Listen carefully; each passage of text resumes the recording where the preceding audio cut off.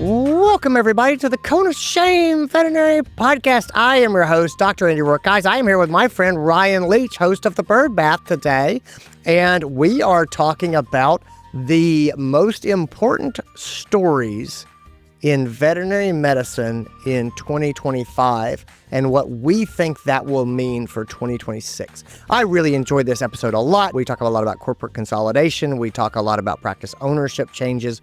We talk a lot about artificial intelligence. And we talk about what we think is going to be the most important stories probably taking place in 2026. And so anyway, that's what this episode is. It's a really fun way to look back and think about what just happened. And if that just happened, what's probably going to happen next?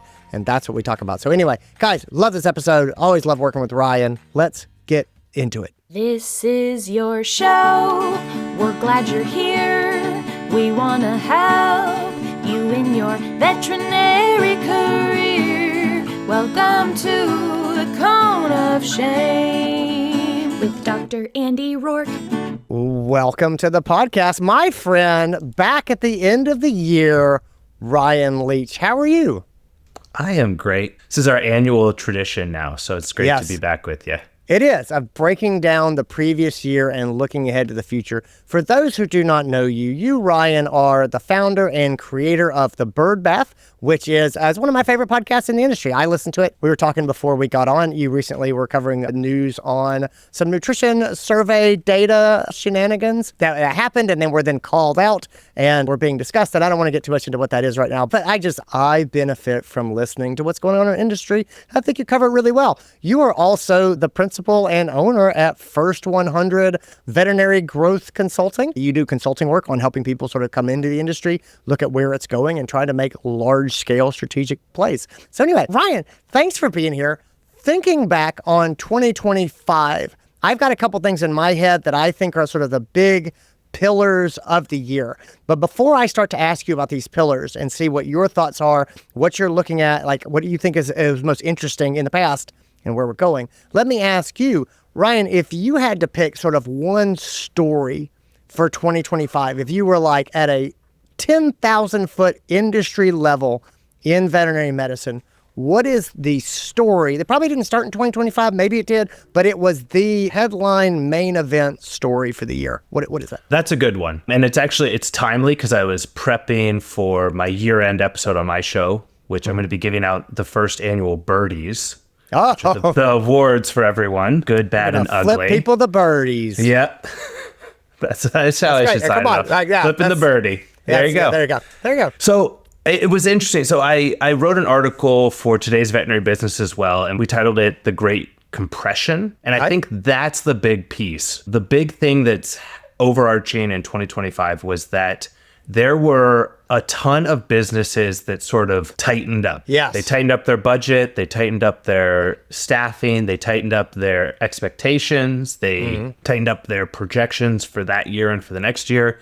So I think everything in general, instead of where we were probably 2023, 2024 of kind of like the abundance mindset, I think people shifted in some ways to the scarcity mindset and just really batten down the hatches to make sure that they survived where they were. I love that you said that. I think that's spot on. I think that is a really great answer. I think that there are some serious worries about the economy here at the end of the year. I think one of the things that's been really fascinating looking at the economy right now is how top line numbers for the economy look pretty good. And unemployment is low, or GDP is up. The stock market is doing great, but consumer confidence is in the toilet. Yeah. And there's a lot of concern about affordability and what are people going to be able to afford in the future. I'm going to jump on this real quick and say that really validates the idea I had over the last year.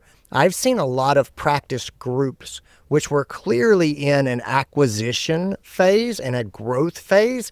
They transitioned or tried to transition to a let's focus on tightening up what we have and making this practice sustainable. You're seeing a lot of practices that they acquired hospitals and they really didn't do a whole lot with them. The idea was we're going to keep these as they are. But everybody knew that they were trying to get big and get acquired. Those guys have started to actually make some substantial changes in how the practices are run to say, look, if we're going to have these hospitals for a while, let's go ahead and start to make some economic sense. Have you seen that? Do you agree with that assessment? Yeah, definitely. We had some that weren't able to make those changes. Yes. We saw My Pet's Wellness shutter its doors overnight. We saw the Vets, which is a mobile group, which acquired another group, Better Vets, and had rolled them in. So they were acquiring acquirers and shut down overnight as well. That was mind-boggling to me. There was a couple of them around that same time of like this idea of practice groups just closing their doors. I think that was a new idea to a lot of people. Do you agree? Yeah, I think especially when you're sitting in a practice, I think people look at it as, oh, well, this company bought everything. And whenever a practice gets acquired, a lot of people show up with their hand out and say,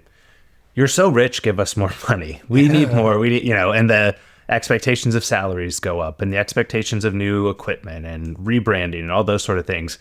But when the capital markets tighten up or when private equity investors don't want to go back into it again, the money goes away really, really, really fast. And I think it's hard for people to understand that something that is all encompassing for their life, the practice you show up to every single day, unfortunately, if you're part of a $10 billion portfolio, your practice is really, really, really small in that portfolio. And it's a lot of times easier to just lock the doors. So we saw that. We did see some corporate groups as well, shutting down some individual practices. We also saw the big thing I thought, well, and I'll get to the new mega group that a lot of people know, or the super group, as someone coined it in an article I was reading. But NVA, they have been just absolutely overhauling their executive team. They've added new CEO, they've added multiple board members, they've added a new chairman of the board, and all these people are coming from outside the vet space, from publicly traded companies, which has been the rumor mill for a couple of years with NVA and ethos of preparing for an IPO. So they've prepared their executive team to lead them to that. So that's the thing we're seeing there, because frankly, JAB has been sitting on that asset for a really, really long time. Yeah. What do you think the path from where we are to IPO looks like for NVA, just at a high level? If I worked at NVA, say that I was a veterinarian or I was, a medical director, and I'm looking around and I go, how is my life going to be different in this transition phase if this is where we're going? Again, we're totally speculating here, but what does that generally kind of look like for most companies trying to go there? We don't have a good model in the US to look at for it, unfortunately, and I try not to browbeat it, but Inspire Vet Partners is the only publicly traded corporate group, and I think they're at 4 cents today at time of recording, from what would have been an equivalent of $10,000 a share when they IPO'd. But if we look to the UK market and the European market, there's quite a few European companies that are publicly traded. So CVS Group, Pets at Home, a lot of those are publicly traded corporate groups and consolidators. I think what you do see is there's a significantly higher amount of oversight for those companies. And one of the things that the UK market is seeing is their Consumer Markets Authority is actually doing a really deep review on the increase of price of care in the labor market and the veterinary market in that sense. And so they've been going through a whole thing where, because all these companies are public, they have to have more transparency in what's going on in the business. And so I think for NVA and Ethos, when they do get to that point, they're going to now have to answer questions from senators and congressmen and people like that are saying, hey, this care is getting too expensive. Whereas they were asked that 2 years ago, and JAB sent a really nice letter back to them and said, we're private, get out of our numbers, go away. Nice. So I think that's the thing to expect there. You will, public is the key word. You're public, people scrutinize everything you do. And so I think that will be I personally think it will be really interesting though for folks that do work there. The cool thing is that when your company is publicly traded, you can buy shares in the place that you show up every single day. And I think it's a nice way perhaps to feel a little bit of an additional pull into what the business is, right? As a veterinarian, you can be in your practice and know that the work you're doing is driving a future investment that you have through the public market. Thinking about sort of the corporate consolidation and the great compression and things, where do you see that going in 2026? Like, how does the story evolve in your mind? What's the most likely progression? So I always look at technology. My background is I'm not a veterinarian. I am a business person that likes technology a lot, first off. And I think what was really interesting, we were talking about those groups that were buying practices that when they initially bought the practices said they weren't going to do anything. And that was the pitch. And they said, we're not going to touch anything. Don't worry. Well, now they're touching things. And people are saying, hey, what's going on? You said we weren't going to do anything. And one of the big things that a lot of those corporate groups were looking at this year was introducing a unified PIMS strategy. So all their practices on the same system, or introducing a unified AI tool, or client communication, or changing the technology without changing the medicine component, because that's where you start really, really stepping in the hornet's nest, is if you start trying to change medicine in the practice. They always felt so obvious to me. It's sort of like, what is the benefit of having all these hospitals and have them all have different PIMs and they're all using different codes and you can't really compare things. You can't even identify best practices. And also, like, again, everybody gets a little bit proprietary about just the way they do things, but a lot of the back office stuff would be so much better for everybody if there was a unified way to do it. And so I have to say, I was actually surprised that we saw less movement into these things from these groups before. I always sort of chalked it up to a very focused growth strategy over a management strategy of the hospitals. Do you agree? You're going to take a dip. Your numbers are going to go down when you switch your PIMs. It's just brutal. You'll miss inventory. You'll miss some charges. You're learning a new process. But what I actually think for 2026, I think we're going to see that people aren't introducing a unified PIMS, actually. I think that window of time where it was the best way to optimize what happens in your practice, in my view, has passed or is passing. And I think by the end of 2026, this is my prediction, is that we'll say, yeah, a bunch of these groups are glad that they didn't move everyone over to one system, because the ability of the AI layers that a lot of these companies are putting onto things, you can process the different codes really quickly. You can do your data analytics faster. You can use one unified diagnostic tool. You can use, and these can all speak to the PIMS now, and the PIMS are becoming more able to be a receptacle for the information. And these layers that they have are actually what the companies are going to be interacting with more. So you think that the information about the practice will essentially be stored by the AI tool that the practice uses, to generate medical records. And the PIMS, rather than going to the PIMS, you're going to go to the AI that knows what's going on in the entire practice. And that's where you're going to engage and get your information. That's what you're saying? Think if you're a corporate group and you have a regional manager. I really want to strongly disagree with what you're saying, but I'm having a hard time in the moment finding holes. So think about this. You're a regional manager. You have 5 practices that you're in charge of. Yes. Your CFO sends you an email and says, hey, I need you to send me this month's numbers. That regional manager was logging into each PIMS and pulling the reports, collating the information and sending it off to the head office. Now, that regional manager has an AI tool that can plug into all of those PIMS and pull that data and say, sure, you call it Simparica Trio X31, and the other practice calls it Simparica Trio, and the other one calls it Simp 3. Yeah. We know all of those are the same because they have the same billing cycle and everything like this, and they all collate the information together, come together. I check it over as that regional manager and send it off. And I think that's where we're going to see them saying, it doesn't really make sense for us to disrupt what's happening. I think they'll all continue to pick their preferred software so that someone that's on Cornerstone or Avamark or something, they say, hey, we're ready to move off a server. And they'll say, great, we've chosen Instinct, or we've chosen Digital, or we've chosen Shepherd as the one that we want you to move to. But they're not going to start handing down these edicts anymore of, we're switching everyone to the same PIMS. Yeah, I think you broke my brain. I think that makes a lot of sense. Hang up the call. But I think I'm done. I think I just need to end this podcast and process for a little bit. No, it makes sense. It is really kind of one of those interesting ideas that sort of twists my way of thinking about practice. To me, the PIMS has been the fundamental, it's QuickBooks in a way. You know what I mean? It's like, it is what is happening in your practice in numbers form. And if it doesn't happen in the PIMS, it's not really happening. That's kind of how it's been in my head. And now you're saying this, I'm going, well, if the AI have access to the PIMS and I can just interface with the AI, then I can get exactly what I want that way. The lift on that is much lower than trying to get 20 different hospitals to all use the same BIMs. And the other thing is too, do you have an Apple TV or do you use Apple TV? I do not have an Apple TV. I've got okay, this is an example a lot of people might, or if you have a Roku TV or anything I've got like that. Yes, I'm there. Okay, I'm there.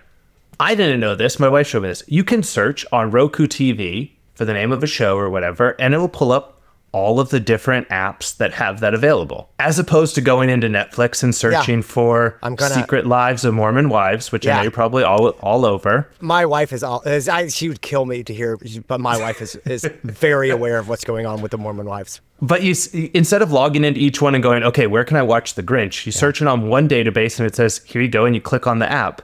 I think that's what the AI tools are going to be able to do for us. For No, I don't know who you think you're talking to. I'm definitely a hip guy who knew that, and not someone who Googles where can I watch Stranger Things on my phone to find it. I thought I was ahead of the curve. I have an app called Just Watch, and I was like, don't worry, honey, I got you.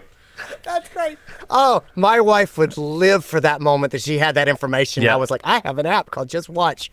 Yeah. Oh, she would love it. Yeah, so I think we're seeing it, and I think that's what the AI tools are doing. I mean, I've seen them already be able to do that for groups. That's the stuff I think that people hope for when they look at AI, of that level of functionality and that benefit. You know what I mean? It's like, here's how you can actually improve the functioning of multiple hospitals, and like the access to information. I think to the AI, I'm with you on that. I think in 2025, to me, the introduction of AI scribes and like the widespread uptake of AI scribes, I think that was the story around AI. There's a million things that people talked about with AI, but AI scribes in the vet clinic, I think that's a big deal, because I think that those will be built on in so many different ways. Yeah, and that's the thing. Like, whenever I talk with people that are investors or outside the vet space, I always tell them, I say, we call them AI scribes, but they're so much more than scribes now. So that's just what we categorize them as. We call things weird stuff, and they're legacy names, but Covet has diagnostic support. It has a full mountain of stuff. They actually put out an article the other day saying, we're not trying to become a PIMS, which I thought was funny, because I always tell people AI scribes are all going to become PIMS eventually. ScribeNote launched all their companion pieces. They all have all of those things. But I mean, I do love I think they're a wonderful introduction to the utilization of AI for practices, and now they can feel more confident. Yes. I think you're spot on. I call them AI scribes because I think that's the leading value proposition for practitioners who listen to the show and who I talk to and work with. Yeah. It is the thing that they most clearly see value in, and they go, yes, this would make my life better. It's kind of like a positive Trojan horse. If a Trojan horse was wheeled into the city and then a team of cheerleaders and clowns got out, instead of enemy soldiers who are going to kill everyone. People are like, if I said, look, the AI scribe is the Trojan horse, they're like, I have a bad connotation. But if I'm like, imagine a Trojan horse that had a rolling party inside, that's the AI scribe. Anyway, it's the turduncan of industry. You think you're getting a turkey, and then there's all these other birds stuffed inside of it. Who would have expected, right? That's better than the Trojan horse analogy I was working with. Let's hold on to that one. All right, Ryan, thank you so much for being here. I'm going to put a link in the show notes to the bird bath. Where else can people find you? Where can they keep up with you? Yeah, so I'm on everything. You can always look for the bird bath or the birdbath.io. And then my consulting business is first100, the number 100.io, or LinkedIn, or I'm trying to get better at TikTok. So, Are you really? I'm getting there. You're just like, you know what? We need industry news in dance format. Is that what we're doing? How does that even work? I will tell you this. Okay, do you dance and like point at different parts of the screen and important industry updates appear there? My current biggest TikToks are that my wife posts of me needle pointing. So that's been the leader so far. Hundreds of thousands of views. Are you serious? Seriously. Wow. I mean, I see a new exciting direction for the bird bath. If you talked about Chewy's quarterly earnings by needle pointing it out, I think there's a future there. It would have to be like an annual episode. Oh, I was going to say, it would take a while. You're going to have to get a lot faster at needlepoint. So, okay. Quarterly earnings reports. It's like, it's already that time again. Okay. All right. Ryan Leech, thank you so much. You are a pleasure and a joy to talk to you. Gang, thanks for tuning in, everybody. Take care of yourselves, gang. See you later. Thanks, Andy. And that's what I got. Guys, thanks for being here. Thanks for tuning in. If you are not familiar with the bird bath and Ryan Leech, go ahead and check that out. If you're interested in the industry and like what it looks like at a high level, like what the big corporate groups are doing, what the pharma companies are doing, what the dog food companies are doing, that's your jam. That's your place. That's where you should go and check that out. So anyway, take care of yourselves, everybody. Looking forward to 2026 with you. Be well. Bye.